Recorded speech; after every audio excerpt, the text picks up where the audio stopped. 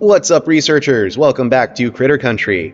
Today's topic, adapting and you.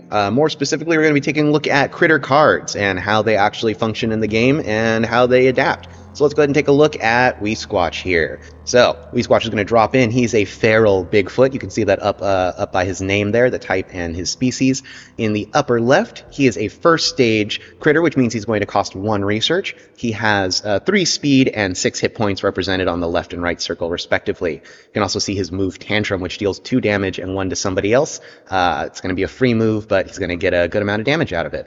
So then we have Yahooligan coming up. This is the second stage feral Bigfoot. And in Crytter Country, when you adapt, all you have to do is pay the difference. So in this case, you'd be paying 1 to just simply go from 1 to 2. And you can see that he slides on top right there. Now, because he matches species, he's going to have the move from the last critter. So he retains that Tantrum move. Now, coming in here with Hair-Do-Well, the third stage of the feral Bigfoot line. So this Bigfoot, you can see he's got a really large amount of health, and he's very slow.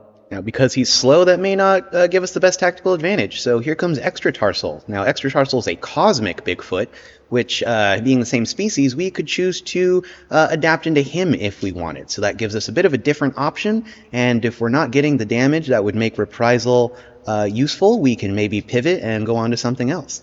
Now, there's one more thing about critters here, and that's quirks.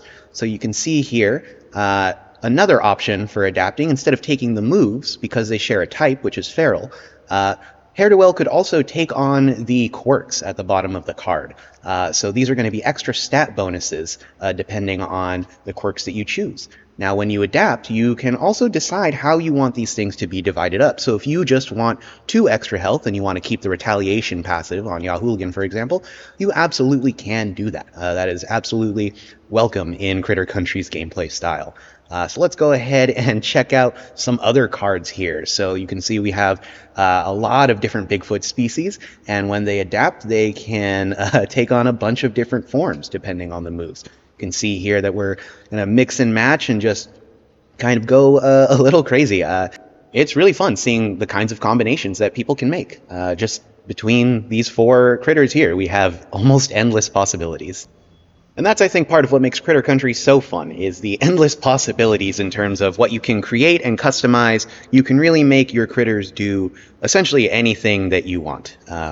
There's so many different archetypes to choose from and so many different species that there is pretty much no limit to the kinds of creatures and abominations that you can create.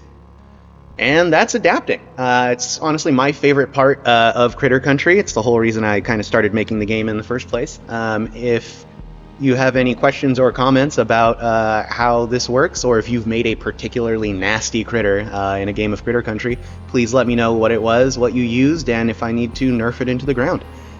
Alright, we will catch you next time. Goodbye.